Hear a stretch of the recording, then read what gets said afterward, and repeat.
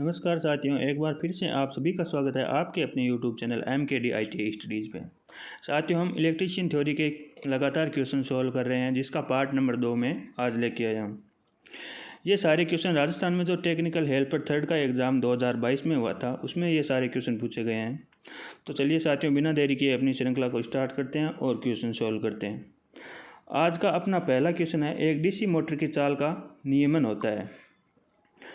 एक DC motor की चाल के नियमन का इनमें से कौन सा फॉर्मूला होता है, वो आपको पूछा गया है। ऑप्शन ए है NNL - NFL, ऑप्शन बी है NNL बट्टा NFL, ऑप्शन सी है NNL - NFL बट्टा NFL, ऑप्शन डी है NNL - NFL बट्टा NNL, ऑप्शन ई है NFL बट्टा NNL। तो इसका फॉर्मूला जो होता है साथियों, वो है आपका ऑप्शन नंबर सी, यानी NNL - NFL बट्टा NFL, ये इसका फॉर्मूला होता है साथियों। चलिए नेक्स्ट क्वेश्चन पे चलते हैं। क्वेश्चन नंबर 2 है आपका, 750 RPM की फुल लोड और 10% चाल नियमन वाली DC मोटर की नो लोड चाल, यानी आपको नो लोड चाल पूछी है। मतलब 750 RPM है, वो आपकी फुल लोड चाल है। इसकी चाल है वो 10% नियमन हो सकती है, यानी फुल लोड पे मोटर की चाल है वो कम होती है। और अगर 750 का हम 10% निकालें तो ये 10% होता है 75 RPM, यानी जब मोटर नो लोड पर चलेगी तो 75 RPM है, जो फुल लोड चाल से अधिक होगा। तो 750 प्लस 75, यानी इसकी नो लोड चाल है वो होगी 825 RPM। तो इसका सही आंसर रहने वाला है आपका ऑप्शन नंबर सी, 825 RPM इसका सही आंसर है। नेक्स्ट क्वेश्चन पे चलते हैं। विद्युत केबलों उपकरणों में आग बुझाने के लिए किस प्रकार के अग्निशामक का उपयोग किया जाना चाहिए? कार्बन डाइऑक्साइड, शुष्क powder, carbon tetrachloride, potassium bicarbonate, या इनमें से कोई नहीं। साथियों, ये क्वेश्चन हमने कल भी चर्चा की थी इस पर, और इसका आपका सही आंसर है रहने वाला है वो है option number A. Option A आपका सही आंसर है। नेक्स्ट क्वेश्चन पे चलते हैं। कंबल, बालू इत्यादि का उपयोग करके ऑक्सीजन की आपूर्ति रोककर आग बुझाने की प्रक्रिया कहलाती है। ऑप्शन ए है शीतलक, ऑप्शन बी है स्मूथरिंग, ऑप्शन सी है कंबल देना, ऑप्शन डी है समन, ऑप्शन ई है आर्किंग। तो इसका आपका सही आंसर क्या है, कमेंट बॉक्स में ज़रूर बताएं। इसका आपका सही आंसर रहने वाला है स्मूथरिंग, यानी कंबल, बालू इत्यादि का उपयोग करके ऑक्सीजन को रोक कर हम जो आग बुझाने की प्रक्रिया है वो स्मूथरिंग कहलाती है। शीतलक कहलाती है जब हम जल से आग बुझाते हैं ना, उसको शीतलक कहा जाता है। और आगे चलते हैं अगले क्वेश्चन पे। अगला क्वेश्चन है आपका, तांबे के तार की बनी एक कुंडली का प्रतिरोध 0 डिग्री सेंटीग्रेड पर 100 ओम है। 30 डिग्री सेंटीग्रेड पर इसके प्रतिरोध की गणना करें। दिया गया यदि अल्फा यानी ताप गुणांक का मान है 0.004 प्रति डिग्री सेल्सियस। तो इसका फॉर्मूला होता है साथियों, RT बराबर R0 1 plus R0 1 plus alpha T. अब हमें RT ज्ञात करना है। R0 का मान हमें दे रखा है जो कि 100 ओम है। 1 प्लस अल्फ़ा का मान हमें 0.004 डिग्री प्रति सेल्सियस दे रखा है, और T है 30 डिग्री। तो जब हम साथियों इसको सॉल्व करेंगे तो ये आएगा हमारे पास 1.120, और इसको हम जब 100 से गुणा करेंगे तो ये हमारे पास आएगा 112 ओम। इसका आपका करेक्ट आंसर है option number D. Next question पे चलते हैं। नेक्स्ट क्वेश्चन है आपका, 1.5 किलोवाट क्षमता के एक हीटर के विद्युत उपभोग की गणना करें जिसे 1 माह तक प्रतिदिन आधा घंटा उपयोग किया जाता है। यानी इसमें आपको पावर खपत पूछी है। अगर आपको पावर खपत का फॉर्मूला याद है तो ये क्वेश्चन आप आसानी से सॉल्व कर सकते हैं। इसका होता है फॉर्मूला साथियों, वाट इंटू घंटे इंटू समय है जो भी आपको माह में दे रखा है, और बट्टे 1000। 1000 का भाग इसलिए देते हैं ताकि जो भी वाट आएंगे हमारे पास, ये यूनिट में आएंगे और यूनिट इकाई हमें दे रखी है।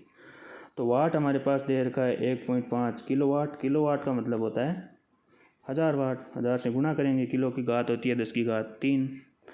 और घंटे हमें दे रखा है आधा घंटा हमेशा, और टाइम हमें दे रखा है 1 माह बट्टा करेंगे 1000। जब हम साथियों इसको सॉल्व करेंगे तो ये हमारे पास आएगा 22.5 यूनिट, या KWH हम जिसे कह सकते हैं। KWH को ही यूनिट कहा जाता है। नेक्स्ट क्वेश्चन पे चलेंगे साथियों, तो इसका आपका आंसर रहने वाला है option number B. Next question पे चलेंगे साथियों। अगला आपका क्वेश्चन है, एक 12 पोल 500 RPM अल्टरनेटर की आवृत्ति ज्ञात करें। आवृत्ति ज्ञात करने का सूत्र होता है Pn/120, जिसमें P आपकी पोलों की संख्या रहेगी और N आपकी गति रहेगी जो कि RPM में दे रखी है। पोलों की संख्या आपको 12 दे रखी है और N यानी स्पीड आपको 500 RPM दे रखी है और 120। इसको हम सॉल्व करेंगे तो ये हमारे पास आएगा 50 हर्ट्ज। ध्यान रखना आवृत्ति की इकाई होती है वो हर्ट्ज होती है, और इसका अपना सही आंसर है option number A. Next question पे चलते हैं। अगला आपका क्वेश्चन है, चित्र में दर्शाए गए अनुसार संयोजित 3 प्रतिरोधकों R1, R2 और R3 का कुल प्रतिरोध कितना होगा। इसमें 60 किलो ओम के आपके 3 प्रतिरोध दिए गए हैं जो कि समांतर में जुड़े हैं। समांतर में कुल प्रतिरोध का फॉर्मूला होता है 1/RT बराबर 1/R1 plus 1/R2 plus 1/R3। तो जब हम इस सूत्र से सॉल्व करेंगे तो ये हमारे पास साथियों, जब ध्यान रखना, जब समांतर में कोई 3 प्रतिरोध समान मान के जुड़े हैं तो हम उसका प्रतिरोध R/N से ज्ञात कर सकते हैं। समांतर में यदि समान मान के प्रतिरोध जुड़े हों तो उसका हम मान है वो R/N सूत्र से ज्ञात कर सकते हैं। यानी R हमारे पास दे रखा है 60 ओम, 60 किलो ओम, और N होती है यहाँ प्रतिरोधों की संख्या, जो कि यहाँ पे 3 प्रतिरोध है तो समांतर में जुड़े हैं, यानी 3। तो 60 में जब हम 3 का भाग देंगे तो कितना आएगा 20 किलो ओम। 20 किलो ओम आपका आंसर हो जाएगा ऑप्शन नंबर सी। ध्यान रखना समांतर में हो तो जो प्रतिरोध होता है उसमें N का भाग दिया जाता है, यानी जितने प्रतिरोध होते हैं उनका भाग दिया जाता है, और अगर श्रेणी में हो तो N × R होता है, यानी जितने प्रतिरोध है उनसे गुणा किया जाता है। चलिए चलते हैं नेक्स्ट क्वेश्चन पे। नेक्स्ट क्वेश्चन है आपका, सेमीकंडक्टर एलिमेंट अपने U शुद्ध रूप में कहलाते हैं। क्या कहलाते हैं सेमीकंडक्टर रूप, जो U शुद्ध रूप में, और इसके मादित रूप में ये एक्सट्रिंसिक सेमीकंडक्टर कहलाते हैं। तो इसका आपका सही आंसर रहने वाला है ऑप्शन नंबर सी, यानी इंट्रिंसिक। इंट्रिंसिक सेमीकंडक्टर है वो अपने U शुद्ध रूप में है, वो सेमीकंडक्टर कहलाते हैं, और इसमें जब मादित रूप यानी डोपिंग मिला दिया जाता है तो ये एक्सट्रिंसिक सेमीकंडक्टर कहलाते हैं। चलो साथियों चलते हैं नेक्स्ट क्वेश्चन पे। अगला आपका क्वेश्चन है, एक खाली स्थान में धारा प्रवाहित नहीं होगी, यानी इनमें से कौन सा परिपथ है जिसमें धारा परिवाह नहीं होगा साथियों। ऑप्शन ए है बंद परिपथ, ऑप्शन बी है खुला परिपथ, ऑप्शन सी है शॉर्ट सर्किट, ऑप्शन डी है समांतर परिपथ, और ऑप्शन ई है आपका श्रेणी परिपथ। बंद परिपथ यानी क्लोज परिपथ में तो धारा बहेगी, तो ये तो आपका उत्तर हो नहीं सकता। शॉर्ट सर्किट में आपको पता है धारा होती है अनंत, और समांतर परिपथ में कोई लेना देना है नहीं इसमें। समांतर परिपथ में ध्यान रखना वोल्टेज का मान समान रहता है जबकि धारा का मान अलग अलग रहता है, और श्रेणी परिपथ में वोल्टेज का मान अलग अलग रहता है जबकि धारा का मान समान रहता है। तो इसका आपका सही आंसर है वो रहने वाला है ऑप्शन नंबर बी, यानी खुले परिपथ में कोई भी धारा का प्रवाह नहीं होगा। चलते हैं नेक्स्ट क्वेश्चन पे। तापीय विद्युत स्टेशन में ऊर्जा परिवर्तन के रूप में होता है, उसमें ऊर्जा से विद्युत ऊर्जा, प्रकाश ऊर्जा से विद्युत ऊर्जा, जल ऊर्जा से विद्युत ऊर्जा, या ऑप्शन डी है सौर ऊर्जा से विद्युत ऊर्जा, और ऑप्शन आपका ई है नाभिकीय ऊर्जा से विद्युत ऊर्जा। यानी तापीय विद्युत स्टेशनों पर ऊर्जा परिवर्तन किस प्रकार होता है ये आपको बताना है। तो तापीय विद्युत यानी थर्मल स्टेशनों की बात कर रहे हैं, जो कि ऊष्मीय ऊर्जा से विद्युत ऊर्जा में परिवर्तन होता है, जहाँ पे कोयला वगैरह से एनर्जी बनती है। नेक्स्ट क्वेश्चन है आपका, जब कोई परिपथ इस प्रकार सुरक्षित किया जाता है कि इस पर कार्य करने वाले किसी व्यक्ति को नुकसान पहुंचाने वाली कोई विभव ऊर्जा नहीं होती, तो यह परिपथ या यह अवस्था क्या कहलाता है? तो इसका आपका सही आंसर रहने वाला है साथियों, वो है ऑप्शन नंबर ई, शून्य ऊर्जा अवस्था।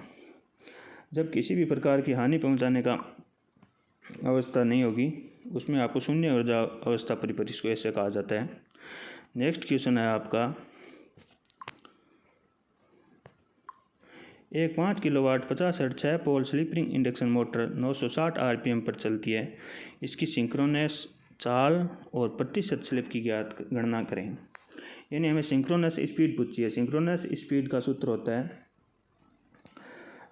सिंक्रोनस स्पीड अगर हमें ज्ञात करनी है तो इसका सूत्र होता है 120 गुणा F/P। 120 F हमें फ्रीक्वेंसी यानी दे रखी है 50 हर्ट्ज और पोलों की संख्या है 6, तो ये साथियों आएगा 1000 आरपीएम। 1000 आरपीएम है वो आपकी सिंक्रोनस स्पीड आ गई। स्लिप की ज्ञात करनी है तो डायरेक्ट ज्ञात कर सकते हैं। यदि इंडक्शन मोटर की जो चाल है वो 960 आरपीएम दे रखी है, यानी रोटर की चाल है वो 960 आरपीएम है और मोटर की सिंक्रोनस स्पीड है 100 आरपीएम, तो स्लिप आपको पता है कितनी हो गई, 40 आरपीएम है वो स्लिप हो गई। अब 40 आरपीएम स्लिप हो गई, मोटर की स्पीड है 1000 आरपीएम और प्रतिशत में ज्ञात करने के लिए 100, यानी आपकी 4% है वो स्लिप आ गई। साथियों ये फॉर्मूले से भी निकाल सकते हैं स्लिप का। स्लिप का फॉर्मूला होता है NS माइनस NR बटा NS गुणा 100। इस सूत्र से भी आप निकालोगे तो भी यही 4% आएगा। तो इसका आपका सही आंसर है ऑप्शन नंबर सॉरी साथियों, ऑप्शन ई आपका सही आंसर है। चलो चलते हैं नेक्स्ट क्वेश्चन पे। निम्नलिखित में से किस सामग्री में ऋणात्मक तापमान गुणांक होता है? ऋणात्मक ताप गुणांक पूछा है साथियों इनमें से आपको। ऑप्शन ए है पीतल, ऑप्शन बी है पारा, ऑप्शन सी है इलेक्ट्रोलाइट, ऑप्शन डी है चांदी और ऑप्शन ई है तांबा। तो इसका आपका सही आंसर रहने वाला है वो है इलेक्ट्रोलाइट। ऑप्शन सी है, इसमें ऋणात्मक तापमान गुणांक होता है। नेक्स्ट क्वेश्चन है आपका, एक फ्यूज तार की धारावाही क्षमता किस पर निर्भर करती है? अनुप्रस्थ क्षेत्र पर, आयाम पर, सामग्री पर, टर्मिनल की आकृति पर या इन सब पर? तो इसमें आपका जो सही आंसर है वो है ऑप्शन नंबर ई, यानी इन सब पर फ्यूज की तार की धारावाही क्षमता है वो निर्भर करती है।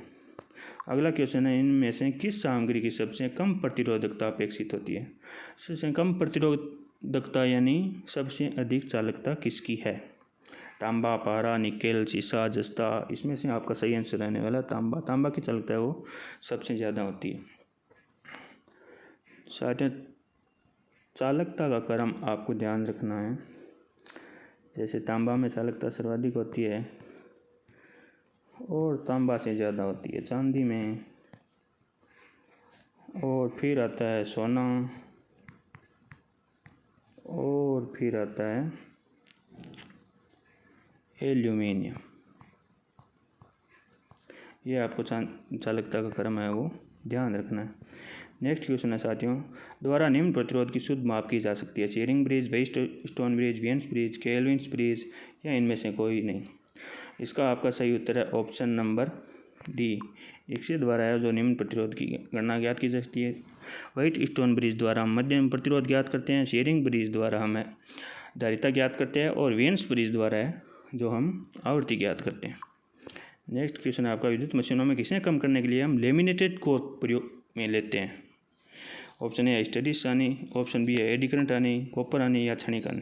तो इसका आपका सही आंसर है option number B, eddy current आनी को कम करने के लिए हम लेमिनेटेड कोर प्रयोग में लेते हैं। स्टेरिस आनी कम करने के लिए हम सिलिकॉन मिलाते हैं, ये ध्यान रखना साथियों।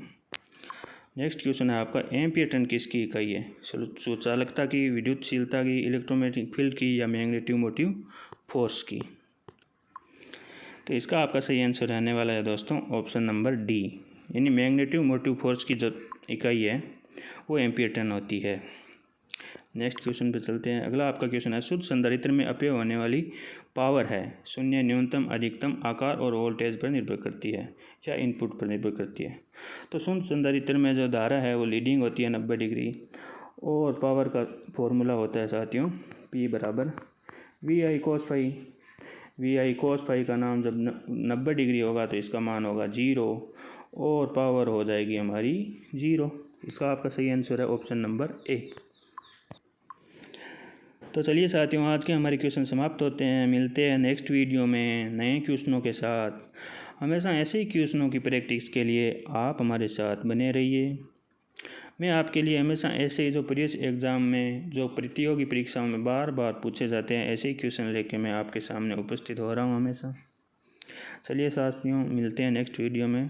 तब तक जय हिंद, जय भारत साथियों। धन्यवाद साथियों।